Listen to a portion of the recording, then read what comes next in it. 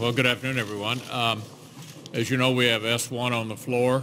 This is a bill that I think is important. It reinforces our support for Israel, Jordan, and some of the provides an opportunity, excuse me, provides an opportunity for some of those who've been victimized by the atrocities in Syria to get some kind of relief. It also deals with the boycotts that have been implemented against Israel.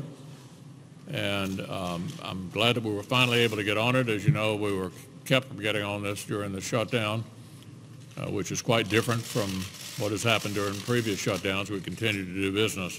Nevertheless, we're now on the bill. We'll be voting to proceed to it later today and working our way through an amendment process to get it across the finish line. As the leader pointed out, we had 3 different times we could have gotten on that bill, which was blocked by Democrats. But I'm hoping that now that the government has reopened, that the Democrats will honor their commitment. We hope that they will operate in good faith and sit down and get serious about negotiating a solution to our border to make sure that we've got good border security measures in place. I guess the Democrats who have been blocking that all along, we know are mostly the leadership. We think there are members in the rank and file Democrats, both in the House and the Senate, who are open to an agreement, and hopefully the people who are going to be sitting at that conference table will be able to fashion one that will ensure that we can keep our government open, but also address what is a very serious crisis at our southern border.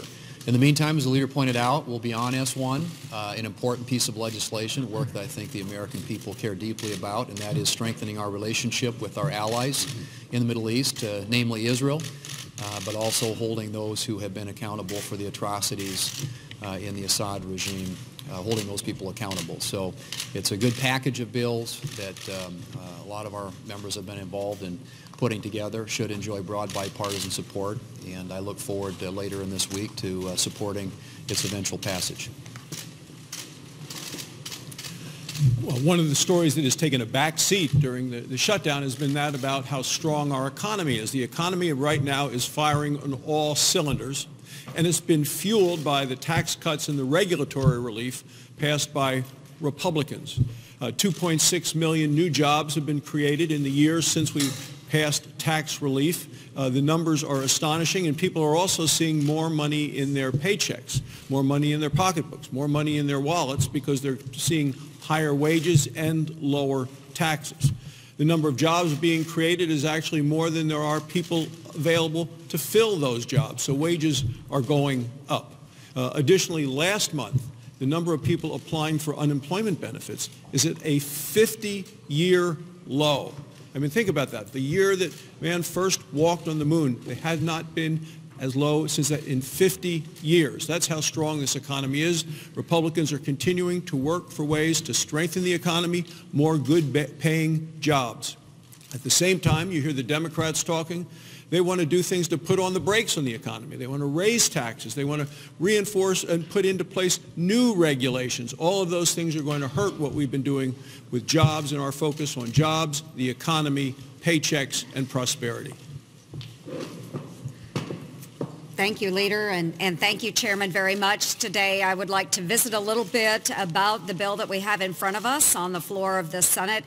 As a combat veteran and as a member of the Senate Armed Services Committee, I am very much excited about the opportunity to pass S1, which will allow us to place additional sanctions against the Assad regime and those that are bolstering and providing support for the heinous actions that they have committed against the civilian population of Syria. So we do want to make sure that we are also communicating to our allies in the Middle East that we will be there for them. We are at a critical point in Syria.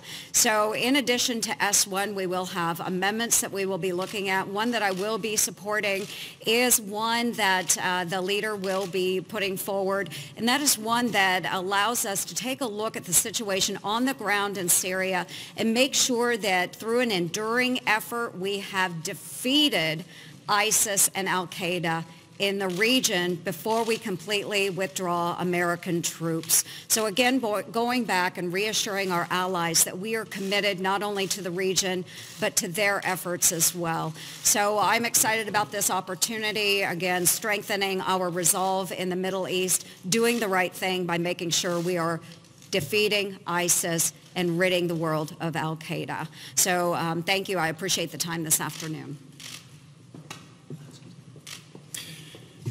Well, my colleagues and I know we're all encouraged that the government is fully funded and operational right now, and a compromise was reached, at least in the near term. Folks back home in Indiana want us to make sure we not only continue to keep the government funded, but that we secure our border. And this is an issue that's been of great importance to me for some time. As I shared with a number of you a couple of weeks ago, in the 90s, I was serving in the Yuma, Arizona area. I was dispatched there as a United States Marine, and border security was a problem way back then.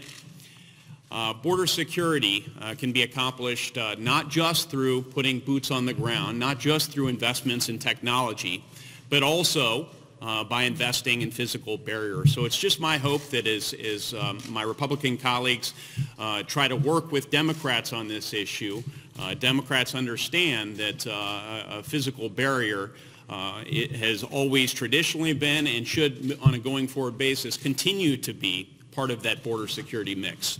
Thank you. Mr. Leader McConnell. Mr. Leader, would you support legislation to end shutdowns once and for all? Well, to modify one of my quotes that usually brings a smile to your face, there certainly would be no education in the third kick of the mule. I don't like shutdowns. I don't think they work for anybody, and I hope they'll be avoided. I'd be open to anything that we could agree on a bipartisan basis that would make them pretty hard to occur again. There's some differences about how to craft that, but I'm certainly open to it. I think this is an example of government dysfunction, which is should be embarrassing to everyone on a bipartisan basis. Mr. McConnell, you're a longtime appropriator. What is the right scope of this conference committee? We've had other people talk about immigration, DACA, debt ceiling. Would you be okay if they can forge an agreement and it wanders off into those other areas, or you want to keep it just strictly to border security? I'm for whatever works, which means avoiding a shutdown and avoiding the president feeling he should declare a national emergency.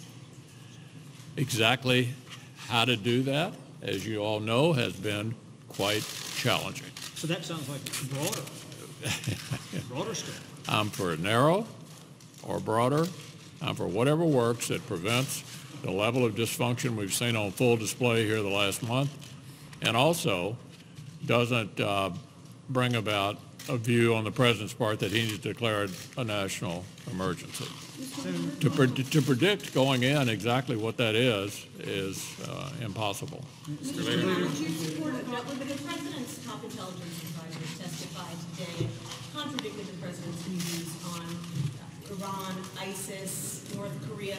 Does it trouble you that the president appears to be so out of step with his own advisors when it comes to foreign threats? I didn't really follow the testimony, so I don't have any observation. Mr. Leader, amendment that you just introduced on Afghanistan. I do believe in the amendment that I just introduced, and think that that's an important place for America to be positioned. Do you have any thoughts on the legislation that Senator Grassley has introduced with Senator Blumenthal that would require public disclosure and disclosure to Congress of the results of the Mueller probe and future special counsel probes? Yeah, you have the additional complication that the next Attorney General testified to as to what the department regulations are. Obviously, I would like for as much as possible of the Mueller report to be open. I don't know enough about Justice Department regulations to know what part of that, might make sense not to be disclosed. So, but let me just say, I think it ought to be as fully open and transparent, whatever the recommendation is, as possible.